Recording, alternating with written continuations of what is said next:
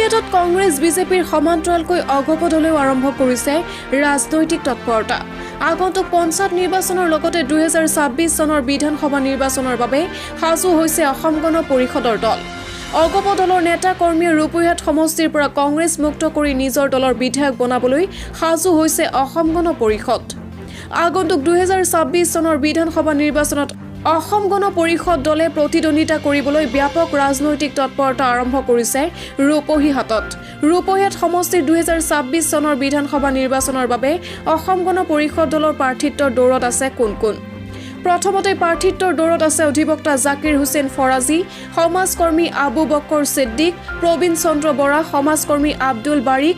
ইয়াৰ লগতে আন এজনৰ নাম বিশেষভাৱে চৰ্চাত আহিছে বিশিষ্ট সমাজকৰ্মী আৰু যুৱ নেতা ইদ্ৰিছ আলী আহমেদ।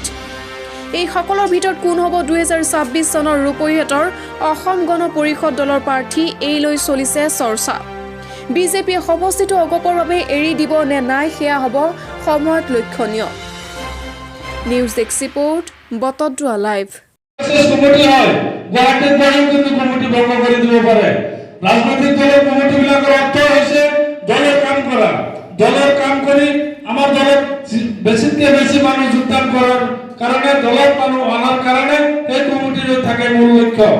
গতিকে আগন্তুক দিনবোৰত যেনেকে আজিৰ দিনত প্ৰত্যেকটো সিদিনা মোৰ হাতীবাৰী পঞ্চায়তত সাধাৰণ এটা মিটিং পাতিছিলো, প্ৰায় 1000 মানুহ হৈ গৈছিলে।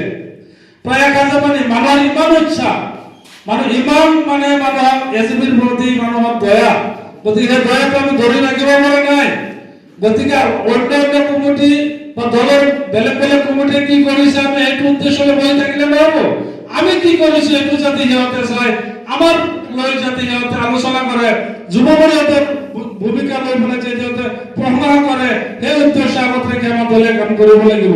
আমাৰ দল এইটো ফুটবল দলত দলীয় মিটিং হৈ আছে, কিন্তু ৰিমোট কন্ট্ৰোল হিচাপে আমাৰ দলীয় নেতৃত্ব কিন্তু চাই আছে কোন কমিটিয়ে কি কাম কৰি আছে।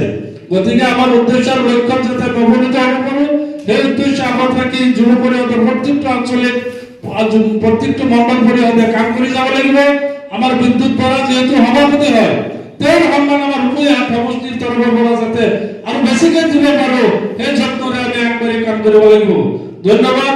ইয়াত উপস্থিত সকলো পঞ্চায়তৰ যুৱ পৰিষদ আঞ্চলিক সভাপতি সম্পাদক, মূল সভাপতিৰ আঞ্চলিক সভাপতি সম্পাদক প্ৰমুখ কৰি ইয়াৰ নেতৃস্থানীয় ব্যক্তিসকল, সভাপতি নগাঁও জিলা যুৱ পৰিষদ, আমাৰ ইয়াত জ্যেষ্ঠ নেতাসকলক ধন্যবাদ জনাইছো।